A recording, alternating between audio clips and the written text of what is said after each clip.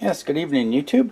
So I picked up a couple of these light panels. These are 12 by 12 inch or 300 millimeter square LED light panels. These are the S&G brand. 5,000 Kelvin I believe is the color temperature. Yeah, so they come with this LED driver here, which seems to be a switch mode power supply. It's non-dimmable, at least the version I picked up. And it says AC 85 to 265 volts, 50-60 hertz, and then output is 54 to 90 volts, and it's a 300 milliamp regulated output. Yeah, so here we go. We've got 120 volts, 330 milliamps according to this meter, 22.4, and that works out to about 70 or 71 volts DC if you work out the current and the watts.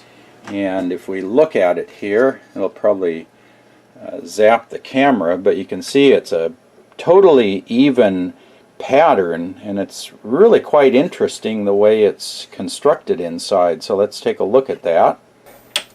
So I've got the light panel down here on my bench, and I've got the screws out. There's a bunch of screws that hold this metal backing piece on, and if you're not going to be using this in a recessed ceiling, one thing you can do is get these spring clips off of here. You gotta kind of squeeze them in from each side, get them out of there. So there, you got rid of the springs because we're not going to be putting this in the ceiling. And then you take off the back here, and usually if you can get that out of the way, because this is just some sheet metal, and then it's got these pads that hold all of the backing material down there. If you look inside of one of these, you'll find it's got a bunch of things in here. There's a white backer, so I guess this is the backing plate. Then there's I guess a light, kind of a light pipe material, but they basically fire the LEDs in on the side of this, and then this scatters the light all over.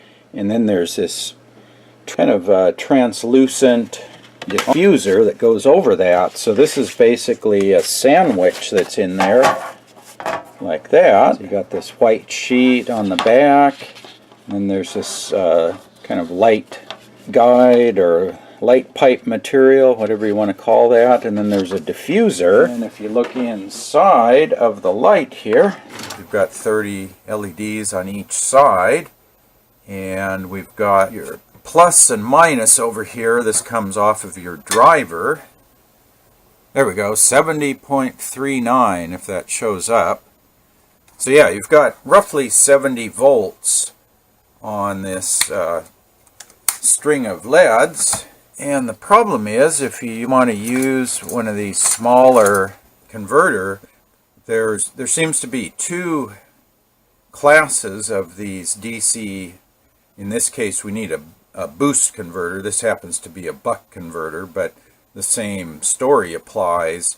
There seems to be the ones that go up to about 35 volts that are small, and then there's ones that go up to 60, 70, 80, 90 volts, and they're really big because when they go up in voltage, they also try to increase the current or power handling. So this happens to be an 8 amp unit, which is way more than we need. We only need 300 milliamps at 70 volts, or what I'll show you is how to convert this to 35 volts so we can actually use a much smaller converter. So let me show you what I have here. Yeah, so I want to use this DC boost converter, run it off of 12 to 24 volts on the input, and then this one goes up to 35 volts on the output. Unfortunately, 35 volts won't drive that string of LEDs, and let me show you how it's wired up.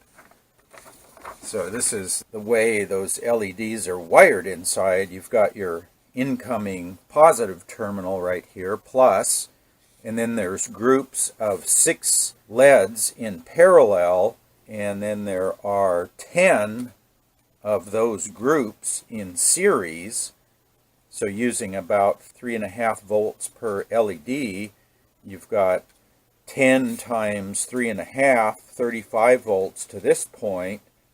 There's a solder joint down here at the bottom, and then there's another 10 sets of 6 parallel LEDs over to the minus. So the idea is we come down to this solder joint right here, break that solder joint, and then run the plus wire from this point across to the plus over here, and we'll run the minus from this point over to here. And what we're going to be doing is putting this string of 10 sets of 6 in parallel with this set of 10 sets of 6. So instead of having 70 volts at 300 milliamps, we'll now have 35 volts at 600 milliamps.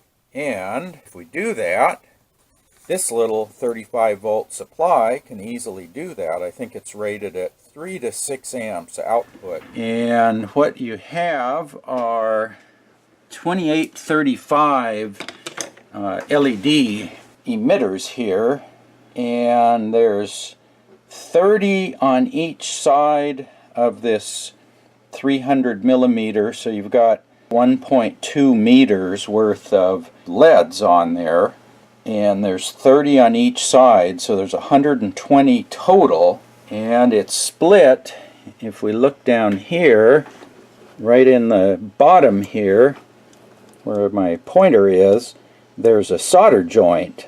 So there's actually 2 strings of LEDs that run around on each side, and down here there's a plus and a minus, and then up here are 3 pluses and 3 minuses. I soldered on a new wire on the plus, a new wire on the minus. I broke the solder joint, put a little piece of cardboard between the 2 ends, and then I soldered my plus wire over here and my negative wire over there. And now I can come along here on my DC supply for 24, 27. If I turn off some of these lights here, you can probably just see the LEDs starting to glow a little bit. And I can come up here, I'm about 30 volts right there. And there's 31 volts. And that's about all my power supply goes up to. But I'm drawing about 40 milliamps at 31 volts. So I'm now running this soft light off of DC power, and I should be able to hook this guy up, and this one will go up to about 35 volts, which should be just high enough to drive this thing. Okay, I think that's going to work.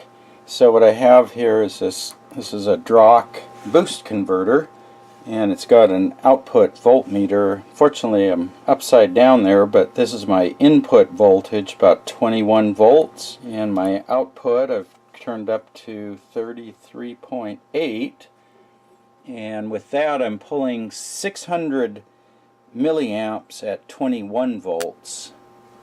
Yeah, so essentially what we're going to be doing is replacing this AC power supply, which supplies about 70 volts and 300 milliamps, with a DC power supply that puts out 35 volts at 600 milliamps. So we'll get the same power output, just that we'll be using DC power, and we don't have to worry about extension cords and outlet strips and all of that. Everything will be portable. You know, we don't want to go with put a supply like that weighs as much as the light does.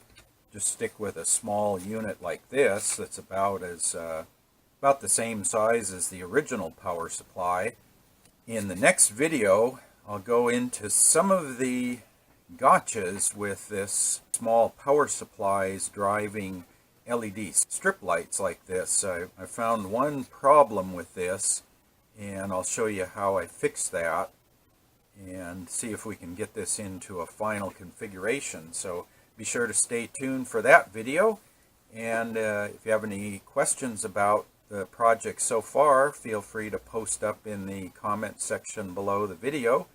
And as always, thanks for watching.